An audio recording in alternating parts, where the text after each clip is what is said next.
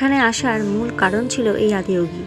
আদিয়োগীর সামনে দাঁড়িয়ে ফটো তোলা, ভিডিও করা তখন যেন একটা ট্রেন্ডিং বিষয় হয়ে দাঁড়িয়েছিল আজ থেকে 2 বছর আগে। তখন এটা নতুন চালু হয় এবং প্রচুর মানুষ প্রত্যেক দিন ফেসবুক খুললেই প্রত্যেক দিন এবেলা ওবেলা এই নিধিবন রিসর্টের কিছু ফটো, মানে ফ্যামিলি নিয়ে যারা ঘুরতে আসে তারা ফটো পোস্ট করে। ঠিক তেমন আমিও চলে এসেছি আমার ফ্যামিলি নিয়ে। তো চারিপাশটা দেখতে পাচ্ছ, এত সুন্দর সুন্দর ফুল গাছ লাগানো আছে যার জন্য আরও বেশি করে সৌন্দর্যটা আরও ফুটে উঠেছে। আর ফুল এমনই একটা জিনিস, সবুজ গাছপালা এমনই একটা জিনিস যেখানটা মানে যেখানে থাকবে সেখানটা যেন সৌন্দর্য আরও দ্বিগুণ বাড়িয়ে তোলে, তাই না?